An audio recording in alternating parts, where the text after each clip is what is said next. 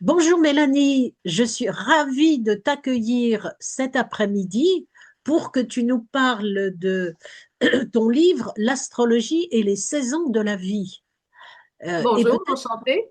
bonjour Mélanie, et pour faire connaissance avec toi, peut-être j'ai envie de te demander une question toute simple, comment tu es venue à l'astrologie? Je pense que comme pour plusieurs astrologues, l'astrologie vient à nous à un moment ou à un autre. Voilà.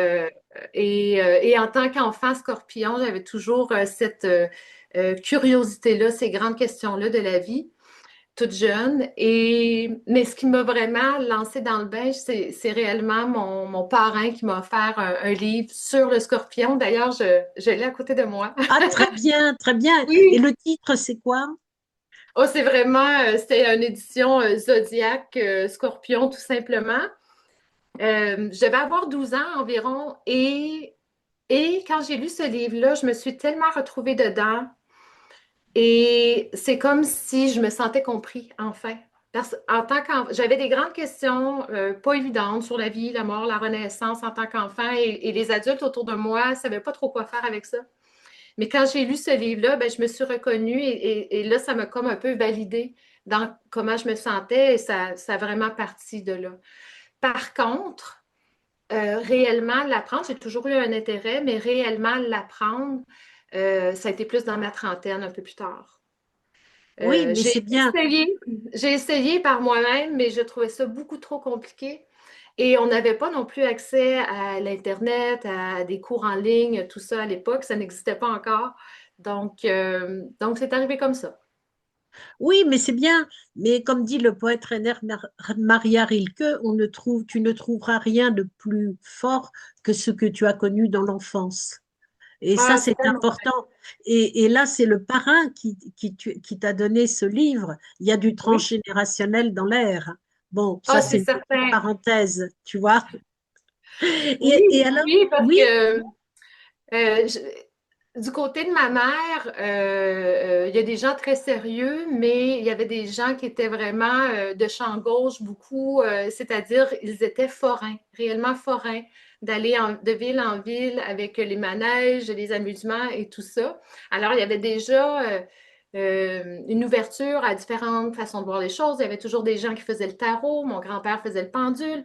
Fait que c'est sûr que oui, il y a un peu de transgénérationnel pour moi ah ici, là. oui, oui, bien sûr. Un don, ça, c'est bien souvent, il faut 3 générations pour faire éclore un don. Et il y a Hmm. quelque chose là d'important. Et ça, c'est bien. Et alors, je te reçois là cet après-midi pour parler de ton livre. Et Mhm. j'ai envie de te demander comment est né ce beau livre, L'astrologie et les saisons de la vie. Euh, J'écrivais déjà pour un magazine féminin, l'astrologie. Je faisais les spéciaux 2 fois par année. Ah Et oui, oui, pour le magazine Clin d'œil au Québec. Et j'ai été approchée par une maison d'édition qui m'ont demandé si j'étais intéressée à écrire un livre sur l'astrologie et ça ne se refuse pas. mais oui, mais Donc, c'est vraiment une grande chance. oui, vraiment, Et vraiment. oui, oui, et j'ai lu ton livre et vraiment tu abordes des réflexions profondes de façon très, très simple.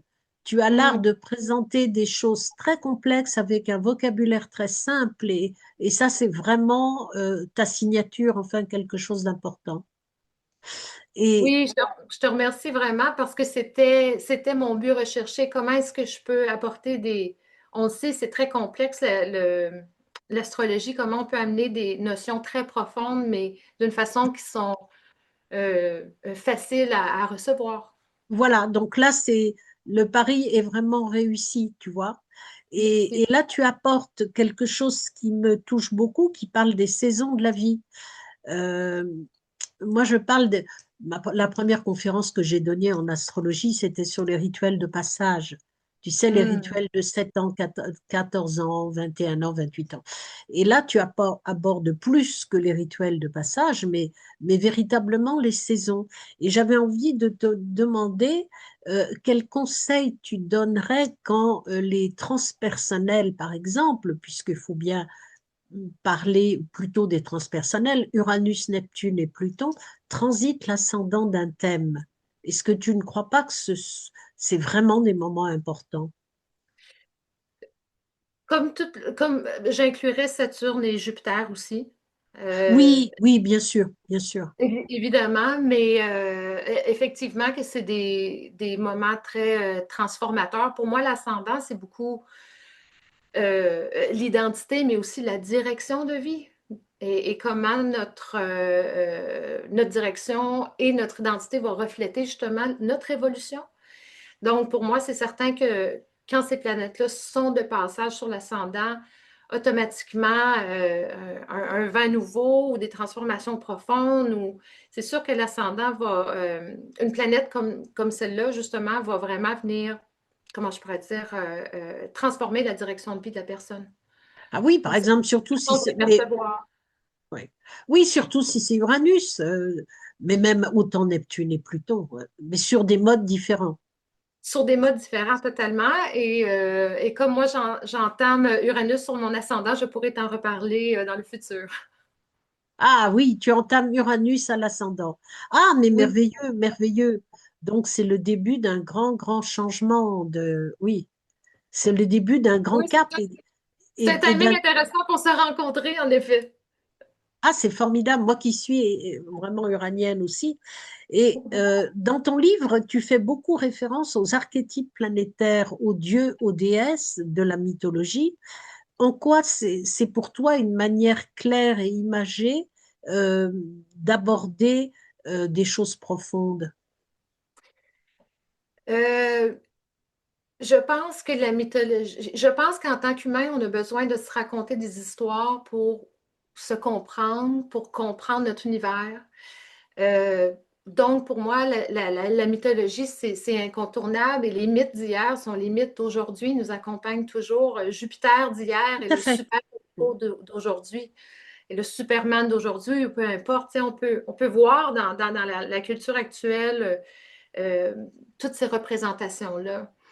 Donc, justement, c'est des histoires qui se passent à travers le temps, à travers les générations, avec des nouveaux visages, mais c'est bien de revenir aux originaux, à ceux qu'on connaît bien, qui ont tellement influencé nos cultures en général.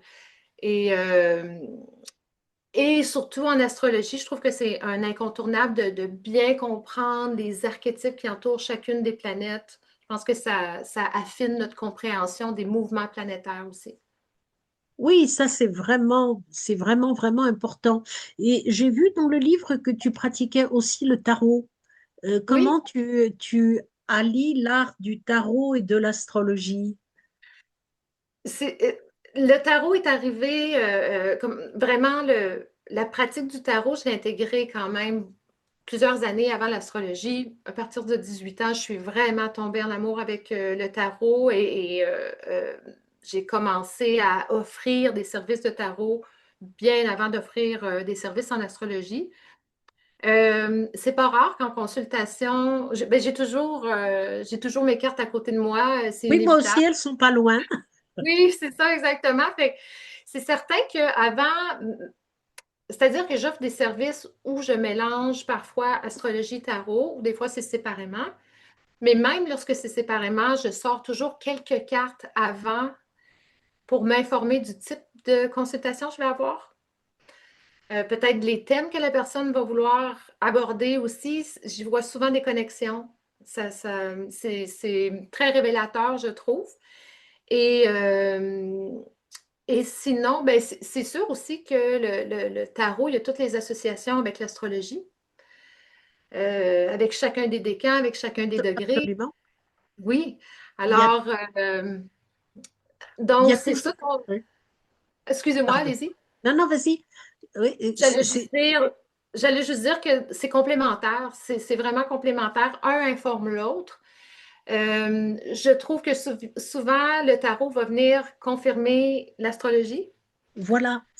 Oui, Et peut-être au détour d'une consultation, on peut essayer de voir avec le consultant comment il pourrait incarner, vivre un passage, par exemple, de Pluton sur le Soleil. Et là, peut-être une lame de tarot pourrait euh, nous donner une Éclairé. indication et surtout, le tarot rend le consultant actif puisque c'est lui qui va tirer une lame de tarot. Alors que quand on présente un thème, on est un peu l'oracle qui va dire telle et telle chose. Et peut-être que le tarot, c'est une façon de permettre à la personne qui consulte d'être plus présent dans la consultation, d'apporter lui ses informations aussi. Oui, Tu exact. vois, Il y a quelque chose de très interactif avec le tarot. il y a quelque chose de très interactif et qui est très ludique, très agréable et qui Oui, correspond peut-être à ton tempérament Gémeaux, là. effectivement. J'ai de la difficulté. J'ai besoin de deux choses. Je vais avoir l'astrologie et le tarot. Si je faisais que du tarot, il me manquerait quelque chose. Si je faisais que de l'astrologie, il me manquerait quelque chose. Donc, pour moi, c'est comme parfait de combiner les deux. Je comprends totalement, je comprends totalement. Moi, je l'utilise beaucoup dans le transgénérationnel. Oui. C'est, Est-ce que moi, je peux te poser une question? Je sais oui, que tu es bien là pour sûr. moi, mais pour toi, comment c'est de l'astrologie transgénérationnelle, donc tu regardes les familles, c'est ce que tu veux dire? Absolument, oui. Et il suffit par exemple de représenter l'arbre généalogique avec les photos des parents, des grands-parents, des arrière-grands-parents, de faire tout un travail. Et on Hmm. peut compléter après euh, avec des tirages de tarot et de voir quelle cohérence, quelle information cela peut donner. Et puis, il y a Hmm. aussi tout un système, puisque chaque arcane fait référence à un mythe transgénérationnel. Et là, c'est enfin, tout un apprentissage, mais qui est passionnant, quoi. Oui, Et certainement, qui est certainement. un plus pour le tarot, quoi. Hmm.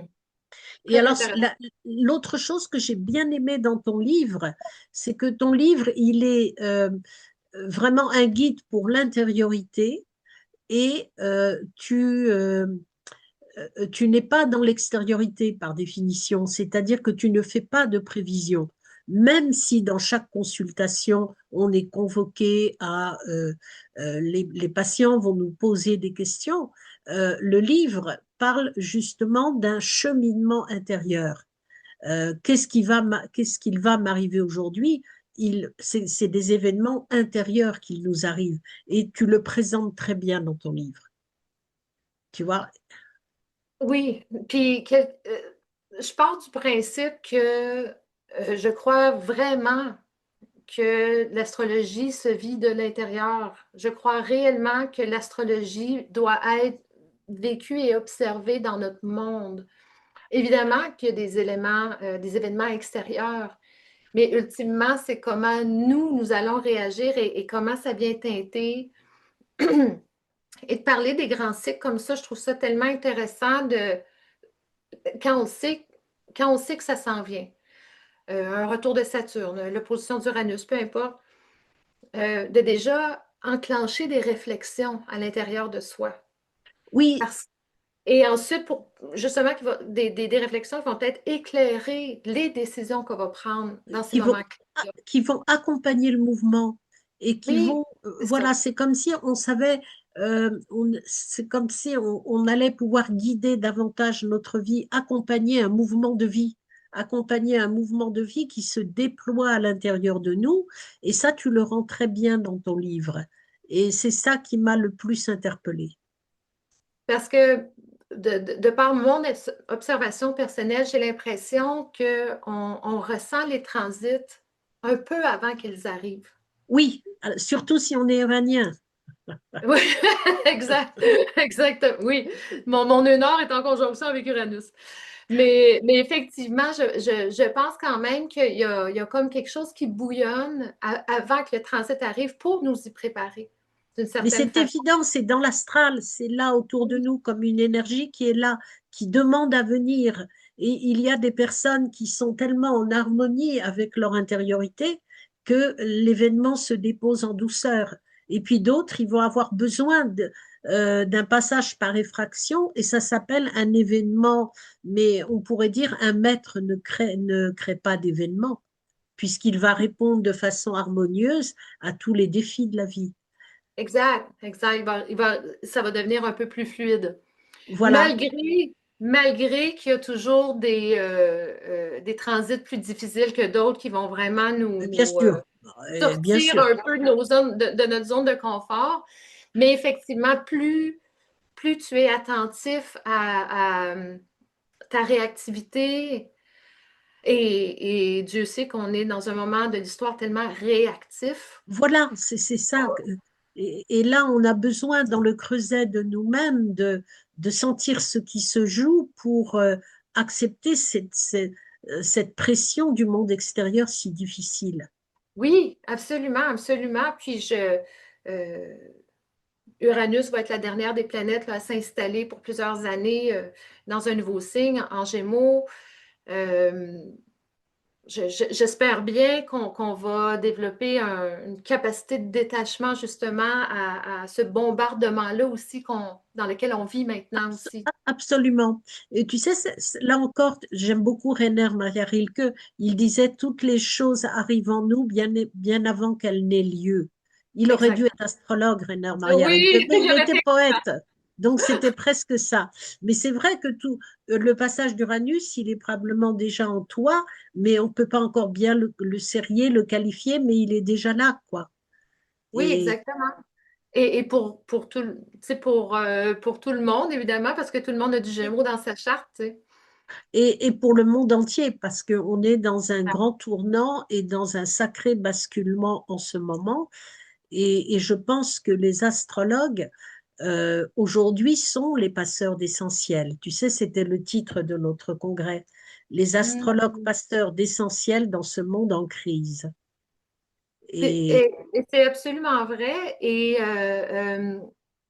je dois avouer que moi-même, j'avais un podcast et l'astrologie mondiale m'intéresse beaucoup et j'en parlais beaucoup. Je considère une personne engagée, mais j'ai même trouvé une lourdeur à un moment donné. J'ai dû prendre un peu de recul. Comment expliquer les horreurs? Comment les nommer? oui, C'est oui, c'est quand même particulier. Alors là, le livre m'a permis, ben d'ailleurs, c'est ça, j'ai pris une pause à cause de l'écriture du livre. Ça m'a permis un peu de recul, mais ça m'a permis justement de revenir euh, euh, plus vers l'intérieur et revoir ces cycles-là avec un petit peu plus de recul. oui. C'est un grand besoin dans le monde aujourd'hui. Bon, Oui, bah, écoute, 100%. ouais, un grand merci, Mélanie, pour ce bel entretien. Et nous te recevrons avec plaisir à Source, donc le 14 mai à 19 heures. Et tout le monde est convié et il y aura le lien sur le site. Merci Un grand beaucoup, plaisir. Mélanie. Au revoir. Merci à toi. Au revoir.